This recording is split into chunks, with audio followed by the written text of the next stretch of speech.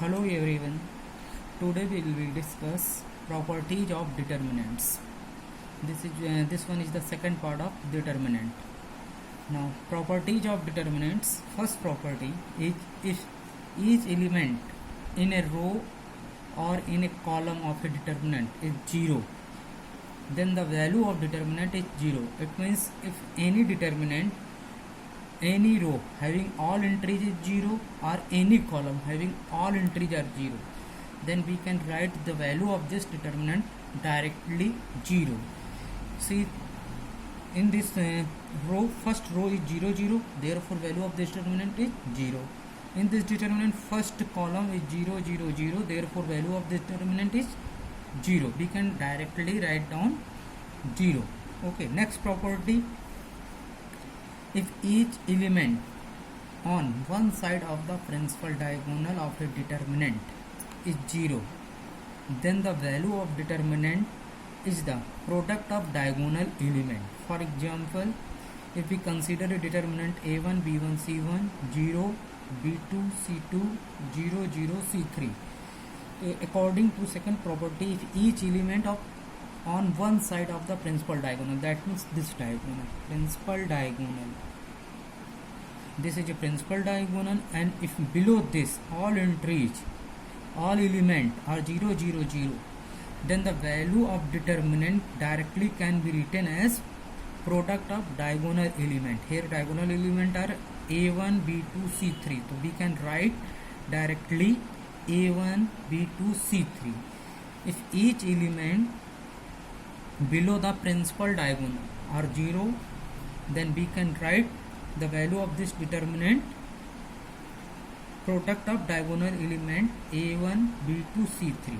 Okay, then we can consider the property number 3.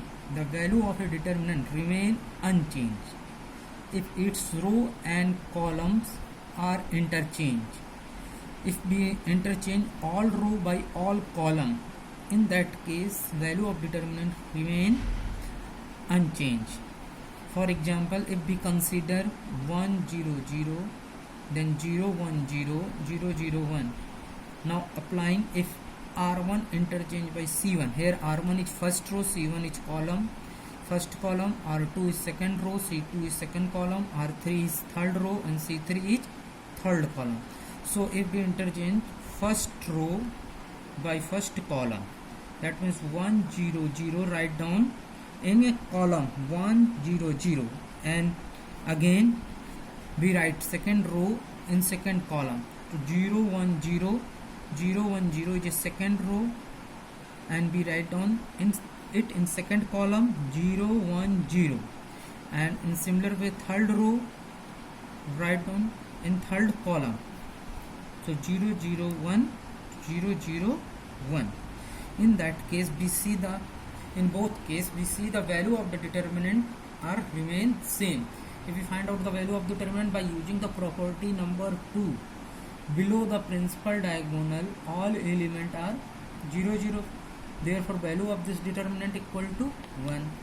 In similar way, in this below the principal diagonal all element are 0 0 0, therefore value of this determinant is equal to 1. 1 into 1 into 1 1. Okay, so if we interchange all row by its all column, therefore value of the determinant remain unchanged.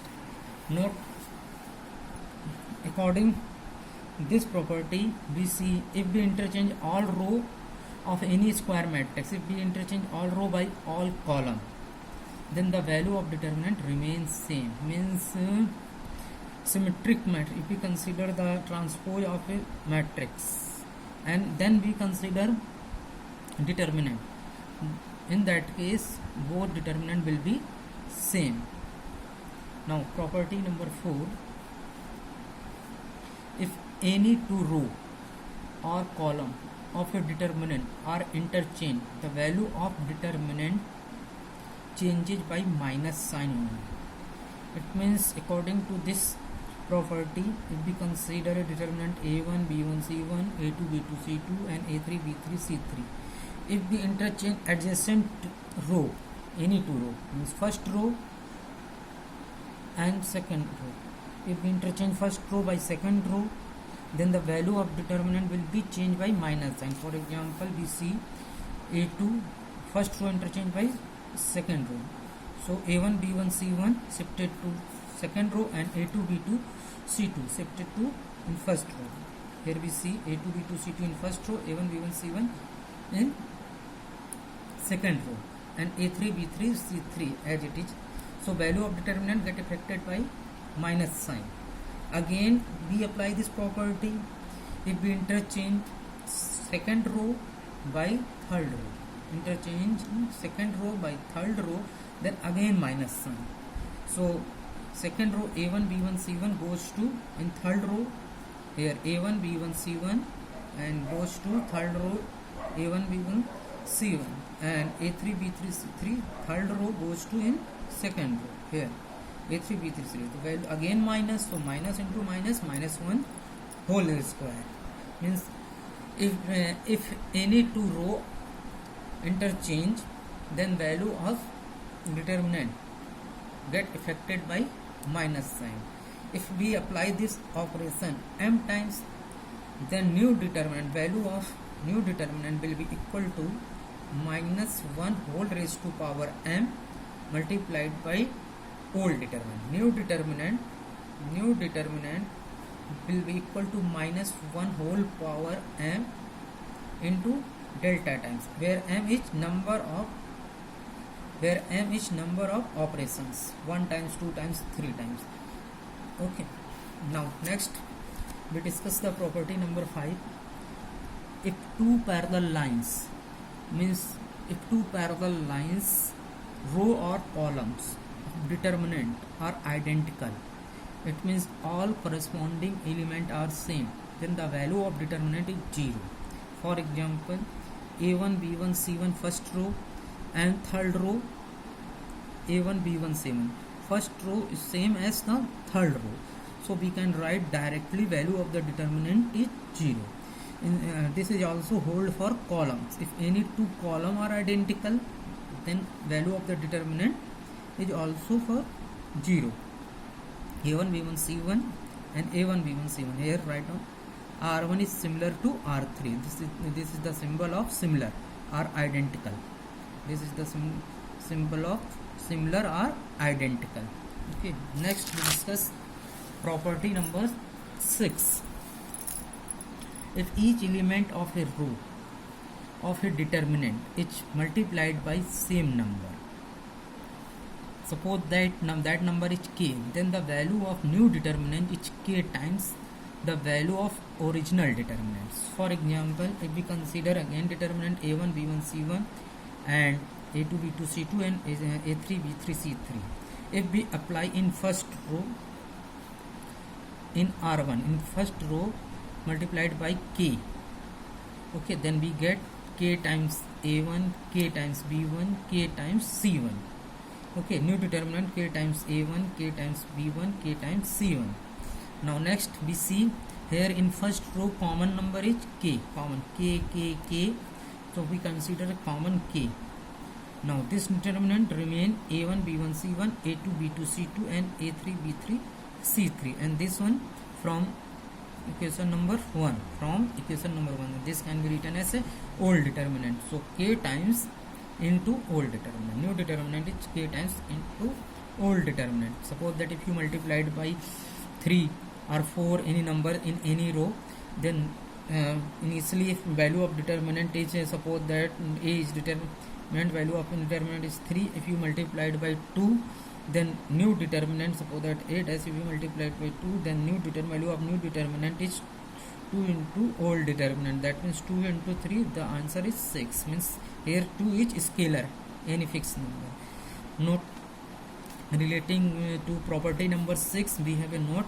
If each element of a determinant of order n, determinant of order n means order 2, 3, 4, 5, 6, any order, multiplied by scalar k, then multiplied by the scalar k, some number k is fixed number, then new determinant delta 1 will be equal to k raised to power n into delta, where n is the order of determinant. Here suppose that A is a determinant. If we multiplied by any scalar, suppose that scalar is 3 and determinant is order of determinant, order of scalar is k is 3 and order of determinant, suppose that we have 4, order of determinant order is 4. The new determinant delta 1 equal to 3 raised to scalar k 1k equal to 3, each element multiplied by 3 raised to power 4 into old determinant. Okay, now see property number 7. If each element of a row of a determinant consists of sum of 2 or more terms, if each element of a row consists of sum of 2 or more terms, then the determinant can be expressed as a sum of 2 or more determinant whose other row are not altered. For examples, if any determinant having any row or any column consists of sum of 2 elements, then it can be expressed as a sum of 2 determinant. For example, we consider a determinant a1 plus b1, b1 c1, a2 plus d2, b2 c2, a3 plus d3, b3 c3. In this determinant we see that in first column each element can be written in the form of sum of 2 elements a1 d1, a2 d2, a3 d3. So this type of determinant can be break into two parts. First we write down a1 a2 a3, a1 a2 a3. In second part we write down d1 d2 d3. Here a1 a2 a3 and d1 d2 d3, and remaining two column are same. So we have if any determinant having any row or column that is sum of 2 elements, then it break into two parts. Okay, we have delta 1 plus delta 1, which means first determinant, delta 2 means second determinant. Now property number 8.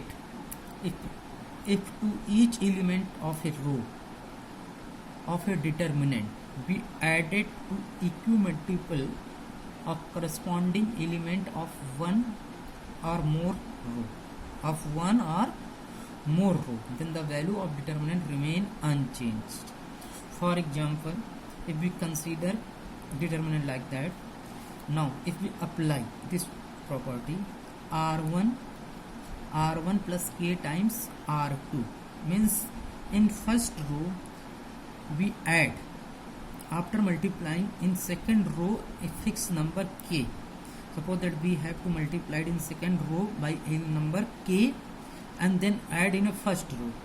So if you multiply it in second row by k, the element of second row are like that k2, kb2 and kc2. Then you add it in first row.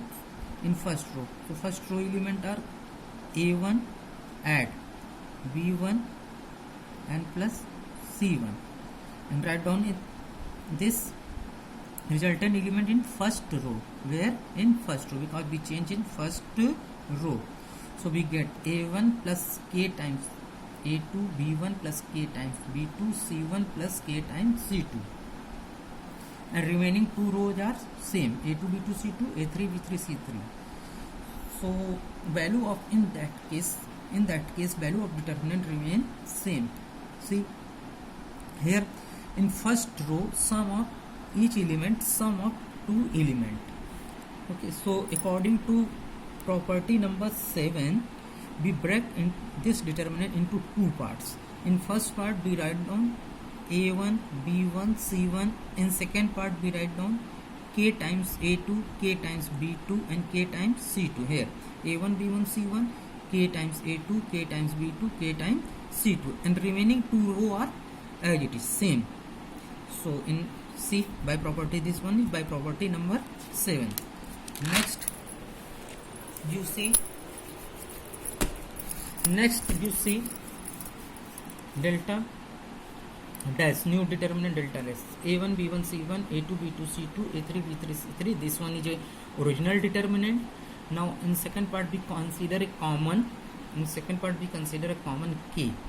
Okay, a2 b2 c2, A2 B2 C2 and A3 B3 C3. Consider after taking common k. So here we see in second part there are two row are same by property number 5. By property number 5, if two row or any two column or any two row are identical or same, in that case value of determinant is 0. Value of the determinant is 0. So k into 0 is 0. So new determinant, value of new determinant and value of old determinant will be same, means new determinant equal to old determinant. Okay, now property number 9. See, the sum of product of element of any row, the sum of the product of elements of any row with the cofactors of the corresponding element, sum of the other row is 0 according to this property. If you consider a determinant like that, first element a11, second element a12, third a13, then second row element like that and third row element like that, according to this property, the sum of the product of elements of row first means elements of row first, a1 a11 a12 a13, element of row first. Okay, means element, you consider element a11 a12 and a13 and cofactor of the other row element and cofactors of the corresponding element of R3 means other row, not the same other row element, means here we consider other row third row, R3 means third row element, A31 A32 A33, not consider element, we consider only a cofactor of this. So cofactor are denoted by A31 third row cofactor and A32 and third row cofactor are A33. Now product of these two and then sum and then adding all these three, we get the value is 0. So we can directly write down value of this determinant is 0. Okay, if you consider an element of any row but consider a cofactor of other row and taking product and after that taking sum, then the value of determinant becomes 0. Okay, now last property number 10. If A and B are square matrix of same order, then determinant of AB will be equal to the determinant of A multiplied by determinant of B. Okay, if we have a two matrix and consider their product and consider individual determinant of their product and determinant of individual, then consider a product, in that case value will be same. From this property, note, if A is a square matrix and A and B are equal, using this property, A and B are equal, A is a square matrix and matrix B and A both are equal, then put A equal to B in this property, A equal to B, so A into A square, and this will be equal to determinant of A whole square. In fact, if we apply this operation m times, so A raised to power m whole determinant will be equal to determinant of A whole power n for m, where m is natural number, Before doing the questions of related to properties of determinant, we will discuss elementary operation on determinant. Let's suppose that we have a determinant of order n and n is greater than equal to 2, means determinant of order 2, 3, 4, having rows R1, R2, R3 and column having column C1, C2, C3. Then in that case, first elementary operation, interchanging row or column. How will you denote? By interchanging row and column will be denoted by this symbol Ri interchanges to Rj, means any row will be interchanged by Rj. Symbol is this type.